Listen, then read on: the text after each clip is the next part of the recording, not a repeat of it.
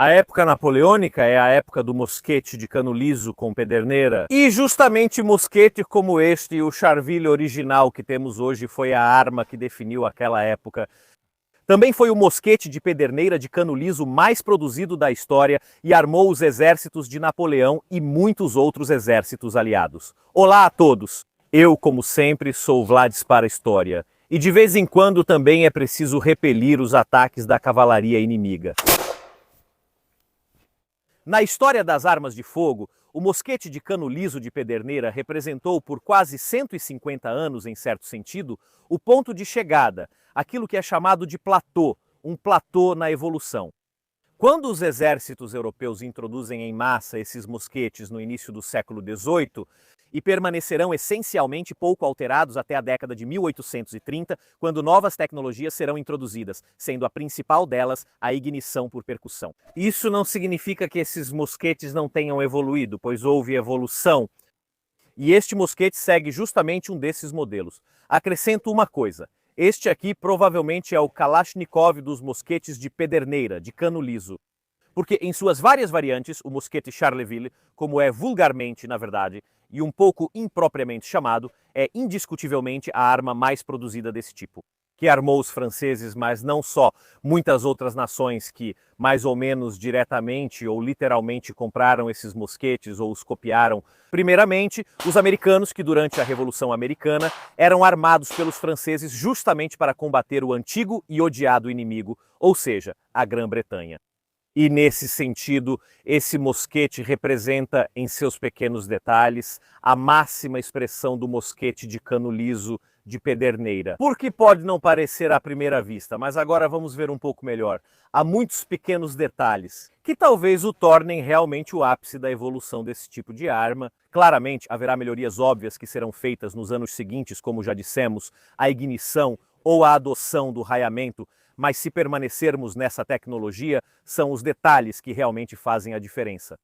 E se não fizerem diferença, então obviamente temos um grande espeto para resolver as coisas.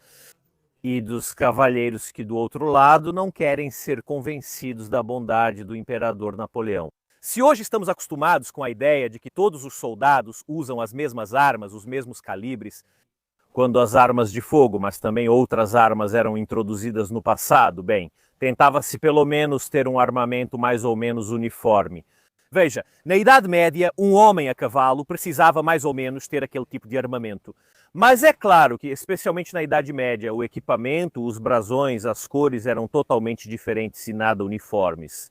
Será em parte com a chegada da pólvora e, portanto, dos grandes exércitos nacionais, que lentamente se caminhará em direção à padronização.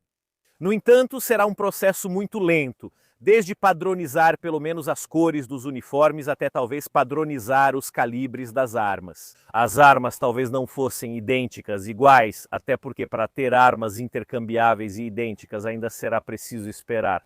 Mas, pelo menos, por razões logísticas, se era necessário ter um exército de dezenas de milhares de homens em campanha, ter pelo menos as balas e os canos do mesmo tamanho era uma grande vantagem. Podia-se abrir mão dessas oficinas móveis que teriam que produzir as munições na hora, enquanto se podia centralizar mais a produção. Está claro para todos, e acho que não preciso explicar o quanto padronizar esse tipo de equipamento ajuda muito. Ajuda no treinamento, porque se eu tenho um exército estacionado em vários lugares diferentes, com muitos homens diferentes, com muitos oficiais diferentes, como faço para uniformizá-lo e torná-lo mais eficaz? Eu também preciso ter o mesmo equipamento. Na França, os franceses vão adotar um modelo padrão. Um modelo que era produzido especificamente pelo arsenal de Charleville. Por isso, popularmente, esses mosquetes são chamados de Charleville. Não porque todos são feitos lá, mas porque o mosquete feito lá é considerado o padrão. Padroniza-se o seu comprimento e principalmente o seu calibre. O cano, de fato, terá um calibre de 69, ou seja, 69 centésimos de polegada, enquanto as balas serão de 65, subcalibradas justamente para facilitar, como costuma acontecer nas armas de cano liso, o carregamento. Esses mosquetes passarão então por uma evolução contínua. Na verdade, haverá muitos modelos diferentes desse mosquete Charleville. Uma das inovações mais importantes que será introduzida é a forma como o cano é montado. Como vocês podem ver, esta arma possui as chamadas abraçadeiras. Antes, os canos dos mosquetes, ou por muito tempo ainda os dos mosquetes ingleses, por exemplo, eram fixados ao fuste com pinos, enquanto esse tipo de cano, esse tipo de montagem é mais rápido, mais imediato, mais fácil de manter. E muitos pequenos detalhes nessa evolução nos mostram o quanto esse mosquete, mesmo que em essência continuasse sendo a mesma arma, melhorava. Melhorava na produção, melhorava na usabilidade. O exército francês foi um exército que no século XVIII com certeza não ficou sentado sem fazer nada. A evolução, entre aspas, final desse lento, na verdade, incremento em tantos modelos diferentes, é o mosquete de 1777, um mosquete introduzido um ano após o início da Revolução Americana, depois do começo desse grande conflito do qual os franceses participarão. Fruto também da experiência da Guerra dos 7 Anos e das pequenas melhorias que agora veremos. O mosquete que será ainda mais, em alguns pequenos detalhes, modificado por Napoleão. Napoleão, que usou abundantemente com seus soldados o mosquete de 1777 e solicitou, no 9º ano da Revolução Francesa, portanto em 1800, a alteração de pequenos detalhes para melhorar ainda mais essas armas, tornando-as principalmente mais robustas nas terríveis e longas campanhas que Napoleão fazia. O mosquete, nessa sua forma, permanecerá uma das armas mais icônicas daquela época e será produzido em grandes quantidades. Ainda não estamos em uma verdadeira revolução industrial, ou seja, na produção com peças intercambiáveis, mas esses mosquetes serão produzidos em milhões de exemplares para alimentar a máquina de guerra francesa e de seus aliados. Tanto que se calcula que desses mosquetes foram feitos 7 milhões ao todo. Há um pouco de discrepância entre as várias variantes, os diferentes arsenais que os produziram, porque foram muitos, mas sem dúvida é o mosquete desse tipo mais produzido de todos. Os exércitos de massa napoleônicos certamente não eram os pequenos exércitos relativamente pequenos dos soberanos do século XVIII. Eram exércitos que precisavam de uma grande quantidade de homens e, por essa razão, muitos mosquetes também foram produzidos. O Charville será, nesse sentido, absolutamente um padrão internacional. Os mosquetes franceses, assim como esse sistema de disparo conhecido como moderno, na verdade, nasceu justamente na França, vai ditar o padrão. Hoje em dia, gostamos muito de brincar com os franceses e sua rendição na Segunda Guerra Mundial. E digamos que os italianos não têm grande simpatia pelos primos além do percurso. Mas qualquer pessoa que se interessa por história militar sabe muito bem o quanto o exército francês foi importante e formidável na história.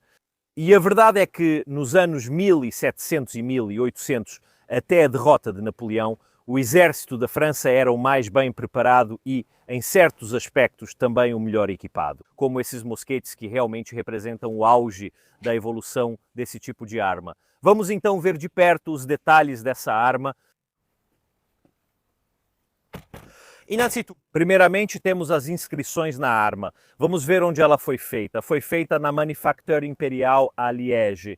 Em particular, esse mosquete foi produzido em Liège, então na verdade na Bélgica ocupada. E como é manufatura imperial, sabemos com certeza que esse mosquete foi produzido depois de 1804, depois que obviamente Napoleão se coroou imperador. E por esse detalhe, por outros detalhes como o fato de que a caçoleta onde se coloca a pólvora para o disparo é feito de latão, sabemos que este é um mosquete de 1777, corrigido no ano 9, ou seja, em 1800. Um dos detalhes dessa correção foi justamente a padronização desses bacinetes de latão. Essa é uma parte que sofre bastante corrosão. E fazê-los desse material de latão? O latão não se corrói assim com a pólvora negra. Em breve precisaremos limpar esta arma, pois a pólvora negra afeta bastante suas partes. Outra inscrição muito significativa nesta arma, que na verdade conta a sua história, é este cartucho no cabo com a inscrição Cidade de Cuneo. Este mosquete, depois das guerras napoleônicas, acabou indo para Cuneo para armar a Guarda Civil. Portanto, ele estava armazenado. E caso a cidade de Cuneo precisasse, por motivos de ordem pública ou outros de militares, poderia convocar as pessoas e as armas. Então, na armeria da cidade estavam presentes esses mosquetes, tanto que ainda há muitos em circulação convertidos para a percussão. Porque enquanto essas cidades, unidades de terceira divisão, tinham mosquetes de antecarga, os outros já se armavam de forma mais moderna.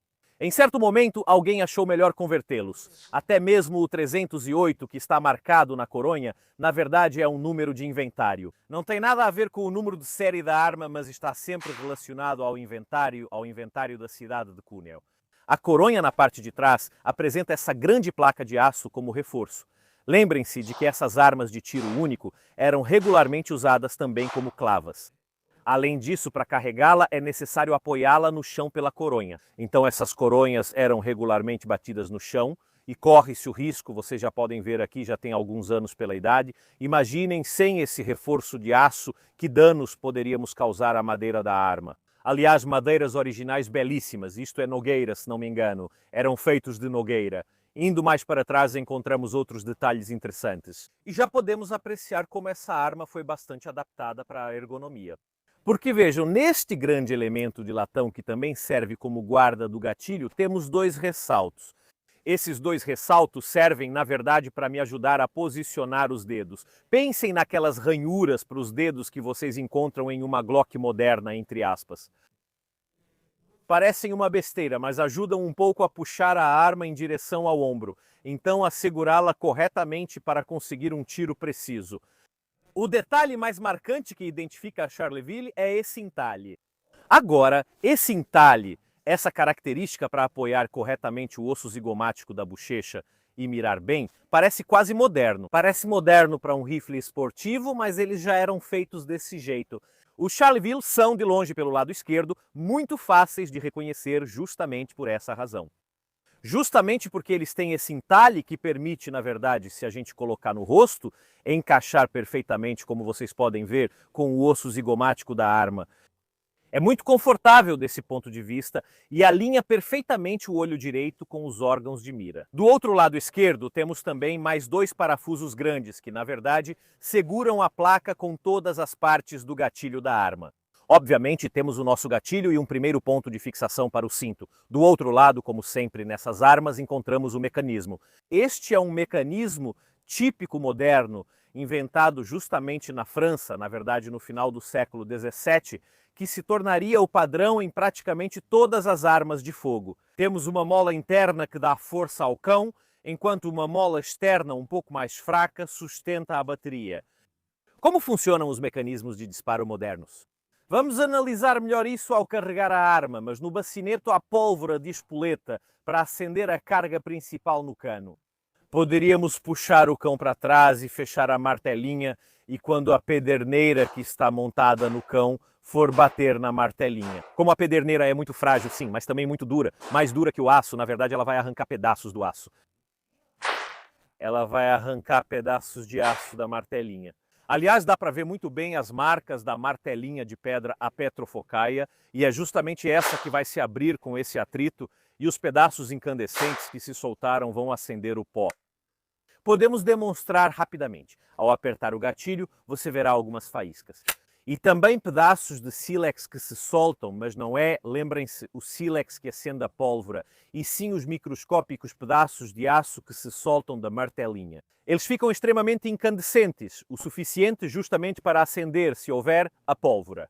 Indo adiante na arma, encontramos algumas características modernas. Muitos mosquetes da época eram fixados com pinos, ou seja, literalmente havia pinos de metal na madeira que a apertavam em volta do cano para mantê-lo na posição. Os franceses adotaram uma solução moderna com esses mosquetes, as abraçadeiras usadas por muito tempo. Essas abraçadeiras são mantidas no lugar por essas molas, então podem ser removidas, mas é isso que mantém o cano preso ao corpo da arma. Isso permite, na verdade, a desmontagem desse mecanismo de madeira de forma relativamente rápida. Se eu remover a placa lateral, também posso tirar a ação da arma da madeira para permitir, por exemplo, manutenção e reparos. Mais à frente encontramos outra abraçadeira com outro ponto de fixação para a correia que a segura. E depois encontramos mais uma abraçadeira. Na verdade é bastante complicada, podemos dizer que é muito grande e dupla, mas que também tem, vejam só, uma mira. A presença de uma mira não é algo tão banal, porque vocês acham que todas as armas têm uma mira, Mas se a vemos em conjunto com as outras características da arma, como por exemplo aquelas duas extensões para os dedos, ou o fato de que justamente ela tem um entalhe para apoiar a bochecha. Isso nos diz que os franceses conceberam explicitamente essa arma para ser apontada e ser apontada com precisão. Tanto que, não sei se vocês sabem, enquanto no final do século XVIII e início do XIX, várias infantarias leves internacionais usavam armas de cano raiado, os ingleses, austríacos, prussianos e franceses continuaram a usar o cano liso. Durante o teste de tiro, veremos que esses mosquetes são mais precisos do que parecem, acertando bem até 50 metros ou mais. Faremos um disparo demonstrativo a essa distância para mostrar que não são armas imprecisas. E essas características fazem pensar em uma ação deliberada, é uma ação pensada, são feitos para serem mirados. Por fim, temos onde está presente a boca do cano, antes de tudo uma vareta para recarregar, mas principalmente temos uma baioneta. Temos esse colarinho que mantém a baioneta na posição, mas se o destravarmos podemos girá-la e removê-la. Temos sob o cano, aqui como vocês podem ver, uma ponta, um encaixe que permite a montagem desta baioneta. Baioneta que não está totalmente presa de forma sólida, no sentido, ela se move um pouquinho, agora vamos recolocá-la e apertar o anel de fechamento, pronto, ela ainda se move um pouquinho. Mas para fazer os ingleses de espetinho, serve mais do que bem. Agora vamos fazer um carregamento para nossos primeiros disparos. Um pouco improvisado, temos à disposição pouquíssimas, se não um único cartucho preparado como deve ser, mas estamos utilizando, neste momento. 60 gramas de pólvora negra é uma dose relativamente baixa para esse tipo de arma. Mas tem uma coisa a considerar, este é um mosquete 100% original, e a pólvora, a carga da época, era mais pesada, mas também era a pólvora daquela época. A pólvora moderna é muito mais pura e eficaz na combustão, então 60 gramas bastam para um mosquete assim. Para o nosso tiro histórico recreativo, são mais do que suficientes. Inserimos nossa carga principal dentro do cano, depois normalmente teremos em um cartucho uma bala já enrolada em um pedaço de papel. O papel também ajuda no carregamento, mas principalmente na limpeza. Para a limpeza da arma, usamos esses pedaços de pano que vão nos ajudar justamente a limpá-la. Eles aplicam a graxa corretamente, mas eu esqueço e preciso lembrar de engraxar um pouco, o que ajuda no deslizamento. Assim fica bom. É fundamental quando se usa uma arma de cano raiado. Para armas de cano liso não é 100% obrigatório, mas ainda assim ajuda muito e, acima de tudo, vai limpar o cano. Ao sair, pegamos uma bala, essas são balas de chumbo calibre 65, colocamos aqui no centro do cano e, na verdade, muito facilmente Flamp entra dentro. Tiramos para fora a vareta de carregamento, inserimos no cano e empurramos tudo até o fundo, ok? Está tudo empurrado até o fundo, então.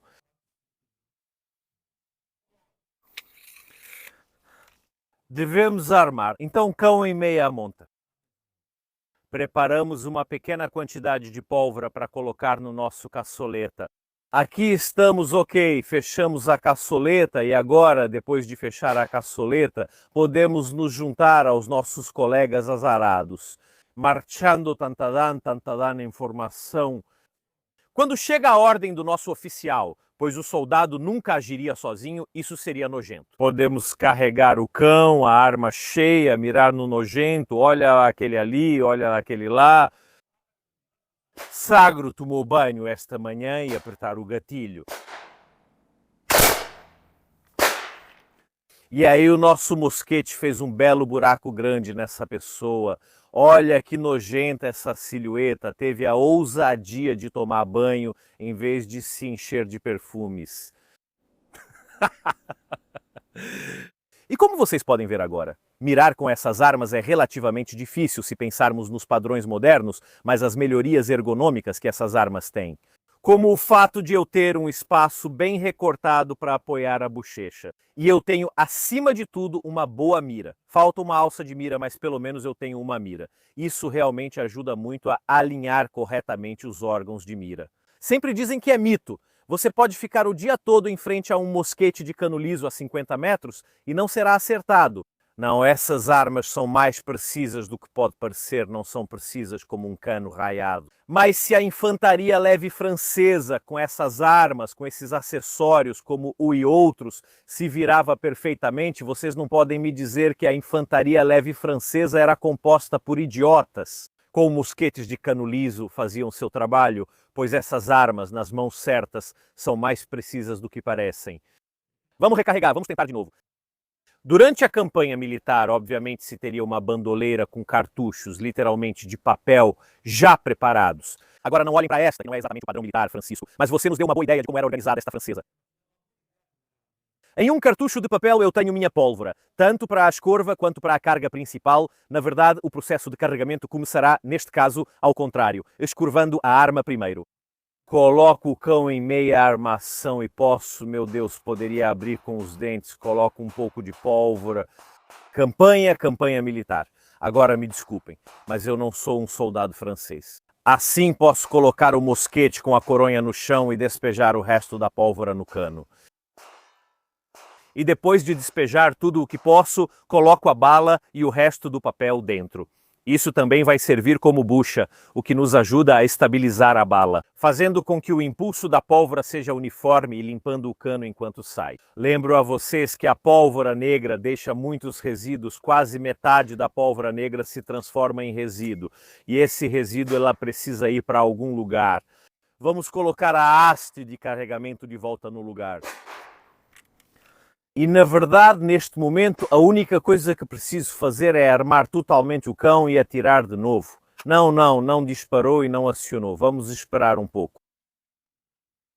Os riscos da pólvora negra. De novo, cão totalmente armado, fechado, vamos tentar novamente. Pode ser melhor, como vocês podem ver pelo corte, vocês acabaram de descobrir por que os soldados carregavam 3 pederneiras com eles. A pedra que usamos até agora estava começando a ficar pouco afiada. Nós a trocamos, agora estamos testando outra que deve estar um pouco mais afiada do que a anterior. Então agora vamos ver se funciona de novo. Bom, tá cheia. Ainda não disparamos o tiro que carregamos antes. Olha, aquela silhueta está insultando os queijos fedidíssimos. Com um pouco de atraso, mas temos um furo perfeitamente central, lindíssimo. Olha aqui. Não foi suficiente até fora da caixa de carregamento. Malditos? A pergunta é óbvia. Nos afastamos 50 metros do alvo, que é a distância máxima neste momento na qual podemos atirar. Vamos tentar, poxa vida. Eu não sou um grande atirador de pólvora negra com pederneira, especialmente com cano liso, mas vamos ver se a mira ajuda um pouco.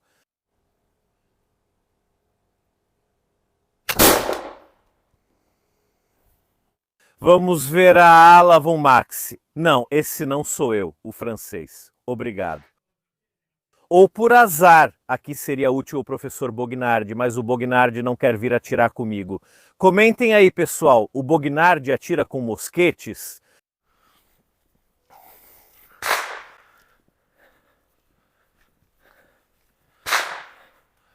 Acho que estou vendo um buraco, poxa vida.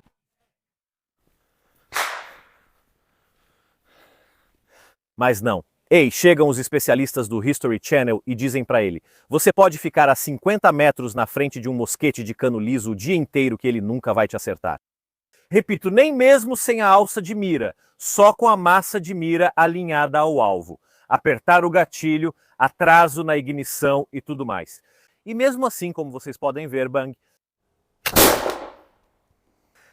essa questão é um pouco exagerada. Observem a imprecisão dos mosquetes de cano liso. Se você carregar corretamente, com a dose certa e com uma pessoa que sabe o que está fazendo, não dá um coice monstruoso, é só alinhar na direção do alvo, dá para acertar.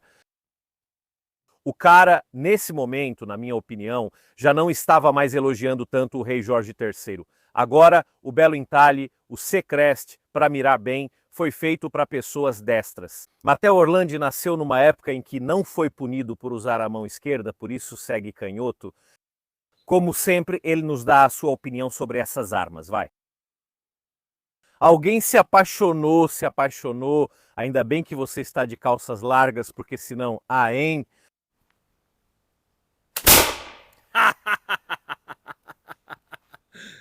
Tem um gatilho ótimo. Sim, tem um gatilho ótimo. Surpreendentemente bom. O que mais você pode nos dizer? A mira ajuda um pouco? Absolutamente sim. Você colocou no centro do alvo. Então, o tiro embaixo à esquerda, na verdade, é um tiro meu anterior, enquanto o seu tiro está ali.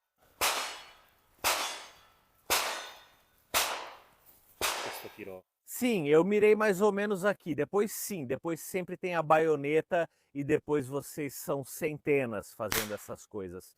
Não é uma arma, quer dizer, é uma arma individual, mas não é uma arma usada individualmente. Entre aspas, aliás, nem cabe aqui no enquadramento da câmera. Muitos subestimam o quão grande é essa arma. Para vocês entenderem, tenho 1,75 m de altura e isso é bem mais alto que eu. Sim, exatamente, são cercas com lanças bem longas, especialmente para as pessoas daquela época. É sempre maravilhoso atirar com essas armas históricas, como vocês bem sabem. Eu tenho muito contato com réplicas desse tipo de arma, atirando com elas até com bastante frequência. Mas com certeza a arma histórica tem um toque especial a mais. Se vocês pensarem que esse mosquete tem mais de 200 anos, é uma coisa incrível e está nos dando enormes satisfações em termos de confiabilidade e precisão. E realmente, se não fosse por essa pátina antiga que dá a ele um aspecto um pouco gasto, estaria realmente perfeito. Se vocês gostaram deste vídeo, considerem deixar um like, um comentário e se inscrever no canal. Mesmo se estiverem tomando banho, podem fazer isso gratuitamente. Neste momento, este Charville, belíssimo francês, com certeza não vai se ofender. Agradeço novamente ao dono desta arma que trouxe essa peça incrível hoje ao Campo Campossira, em Pavia, para eu testá-la. Sim, obrigado, todos interessantes. Sim, bem, escrevam para mim. Por hoje é só e nós, como sempre. Nos vemos na próxima.